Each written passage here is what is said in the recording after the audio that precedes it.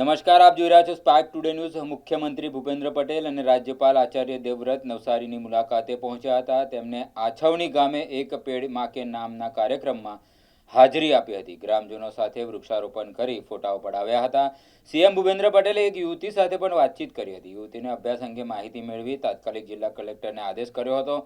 યુવતીના પિતા ન હોય યુવતીએ અભ્યાસ છોડી દેતા સીએમએ આદેશ કર્યા હતા। યુવતીને વધુ અભ્યાસ કરાવવા જિલ્લા કલેક્ટરને આદેશ કર્યો છે। યુવતીએ આગળ अभ्यास કરી फॉरेस्टर बनवानी इच्छा व्यक्त करी है। मैं गांव के सरपंच साहब से निवेदन करूंगा कि वो अपने गांव की स्वच्छता के लिए, वृक्षारोपण के लिए, भाईचारे के लिए, बच्चों को पढ़ाने के लिए, देखो अभी जब हम पेड़ लगा रहे थे ना, आपके गांव की एक छोटी बेटी जिसने 12 तक पढ़ के पढ़ना छोड़ दिया, वैसे ही मेरे दिमाग से आया। मैंने उस बेटी से पूछा आप किस क्लास में पढ़ती हो?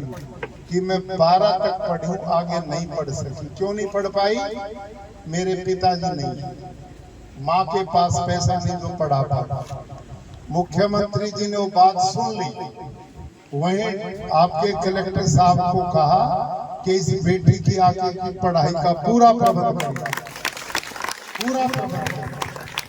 तो आप बेटियों को पढ़ाओ, बेटों को पढ़ाओ, संस्कार अच्छे दो, वही आपकी सबसे बड़ी पूंजी।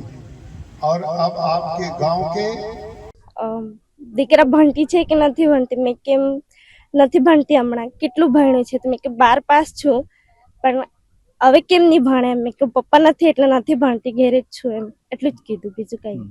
તો તારી ભણવાની વ્યવસ્થા અમે કરીએ, તું આગળ ભણે। ફોરેસ્ટર બનીને હું આગળ મીન્સ કે માથી થાશે તેટલી મેં મહેનત કરીને બધું કરીશ। જંગલની સેવા કરીશ, વૃક્ષો રોપાડીશ ને બહુ ઘણું કરીશ, એમ આગળ વધીશ તો।